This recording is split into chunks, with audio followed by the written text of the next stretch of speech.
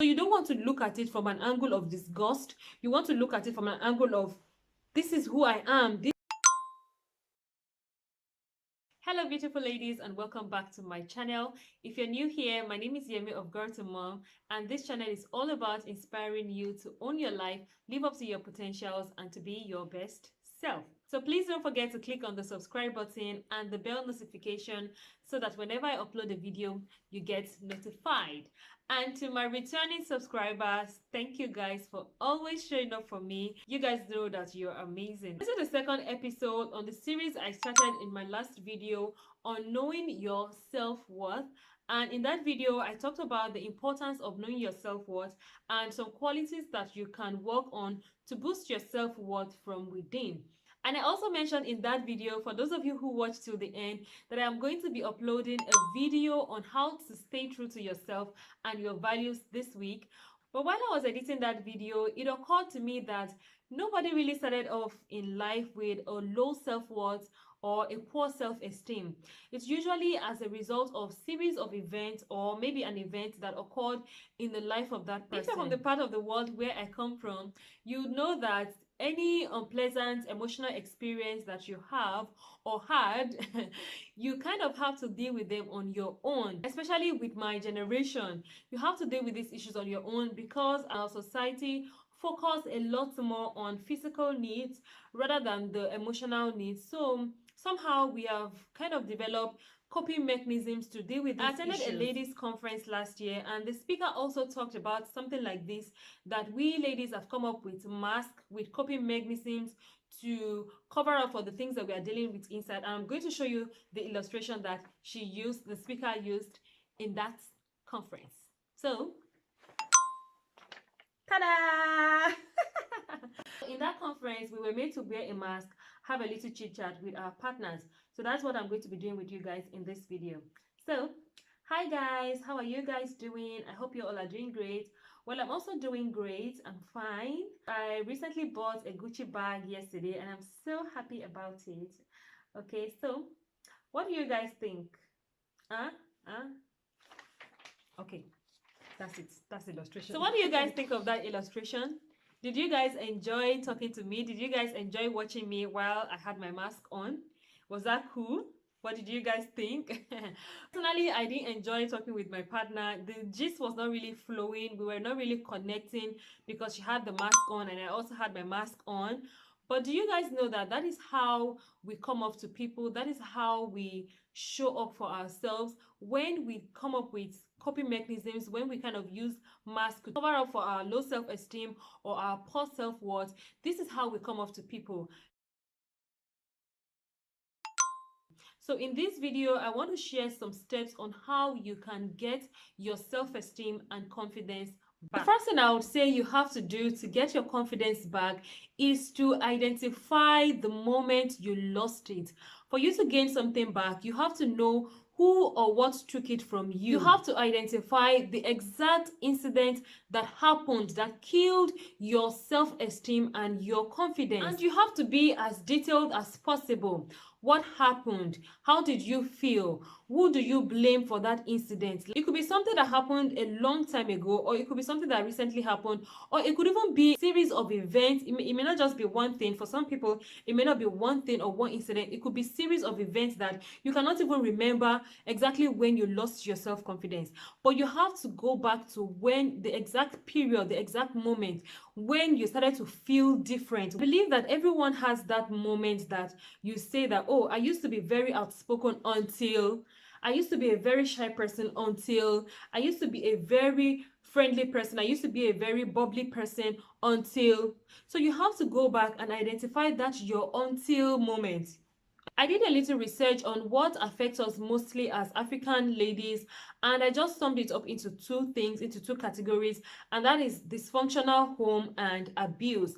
I'm going to leave like detailed explanation of these two things on the screen because I don't want to make this video too long, but then you guys will be able to get it when you read it on the screen. So everything is just summed up into two: dysfunctional home and abuse. So let me give you guys a typical example of what I'm trying to say. A friend of mine told me a long time ago that her mom used to tell her when she was little that while she was pregnant with her, while the mom was pregnant with her, she was expecting a boy.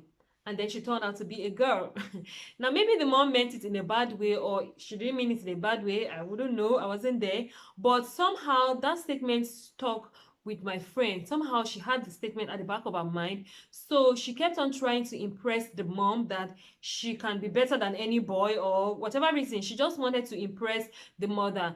And somehow the mother wasn't just impressed. Maybe the mother wasn't even thinking about it. Maybe the mother was just acting normal, you know, but she was going the extra mile to impress the mother. But the mother wasn't aware that somebody is trying to impress her. So because of that, the girl kept on trying and trying. The mother wasn't seeing it, and it affected her self-esteem. So sometimes she blames herself for coming as a girl. Sometimes she blames the mother. But there's just somebody to blame for that incident. In your own case, if you go back memory lane, if you try to identify the moment you lost your self-confidence, who do you blame for it? And I know that in most cases, we usually blame ourselves. You ask yourself, oh, why was I in this place at that time? Why did I talk to this person this way? Why did I come off as a girl? You know, we just find a way to pour the blame on ourselves in most cases. Maybe for you, you blame somebody else. I just know that in most cases, there's always a face to it. There's always somebody that you have apportioned the blame to. Now, I want to say that this is not to bring up any old wounds or any buried wounds that you have already, but this is to bring light to the situation so that you can deal with it once and for all, so that you can stop using a mask to cover up for your poor self-esteem. So once you have identified the moment you lost your self-worth, the moment you lost your self-esteem, the next thing I would say is that it's time for you to build that self-esteem again. It's time for you to believe in yourself again. It's time for you to get your confidence back.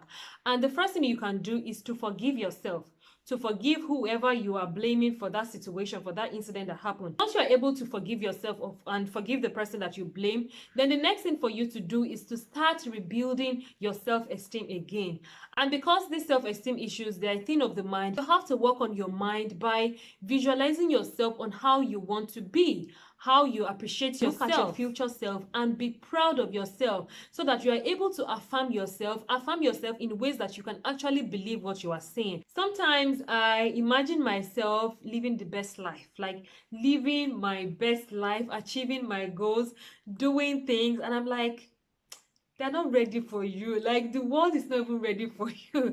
It gives me some kind of confidence. It builds my esteem. Like, when I started to practice this act of visualizing myself in the future and being proud of myself, it changed everything for me. Like, my self-esteem went from 10 to 1 billion.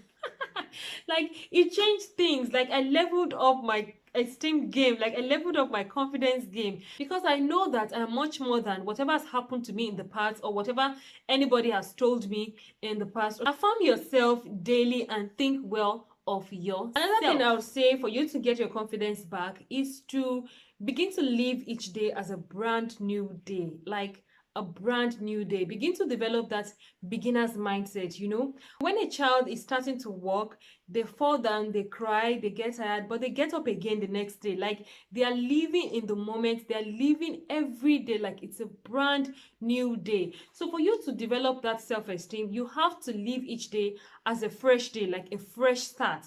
Yesterday is gone. Whatever has happened yesterday is gone. If you had straight A's in your last semester exam, last semester is gone. Another semester is coming.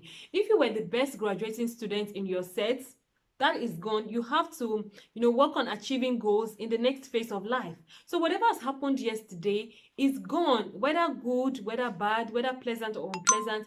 They're in the past. They have gone. Like, it's gone. So you have to begin to develop that beginner's mindset. You need to see each day as a fresh day, a fresh It's just start. Like a new dress. When you buy a new dress, and I know you love to buy dresses, even me, I love shopping. And when I buy a new dress, I am excited for any event that is coming. Like, I want to go to the next event because I want to show myself. I want to show my new dress. So just live each day like a brand new day, a brand new dress that you want to show up for yourself. Like, you want to show up for yourself in a cool way, in a nice way. So whatever has taken away your confidence, whatever has taken away your self-confidence is gone. It's a fresh day to begin to live the life of your dreams. So look at each day as a brand new day to show up for yourself and live your best life. Let that boost your confidence from within that, it's another day. A new day, a brand new day. And the last thing I would say is that you should work on those areas that you don't feel good about yourself. You can work on those areas that you don't feel good about yourself from the angle of control. You don't want to go and be authoring some things about yourself, especially with physical things. That's why I said work on the areas that you can from the angle of control. You can work on the way you see that particular area of your life that you are insecure about.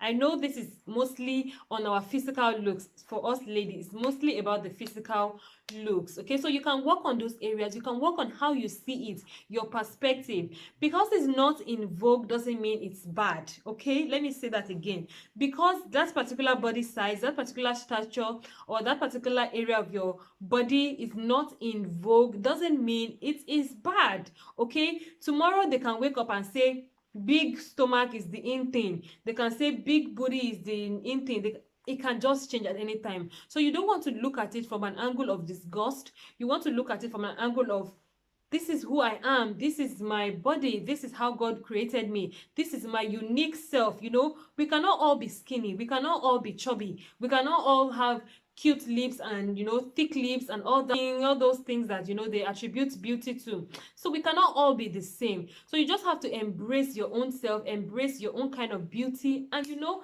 change the way you look at it, change your perspective. Let me just do a quick summary of everything I said because I know I've talked a lot. The first thing I said is that you should identify the moment you lost your self-confidence, and then you have to forgive yourself and kind of begin to rebuild your self-esteem by visualizing your future self and affirming yourself the way you see yourself. You need to begin to live each day as a brand new day to show up for yourself, a brand new day to correct any errors of the past, a brand new day to start living your best life. And then finally, I said that you can work on the areas that you don't feel good about yourself, you're not confident about yourself, from the angle of control. So if you enjoyed this video, please don't forget to give me a thumbs up. If you are not already subscribed, please don't forget to subscribe and turn on your bell notification, because next week I'm already working on editing that video. I'm going to upload that video on how to stay true to yourself and your values.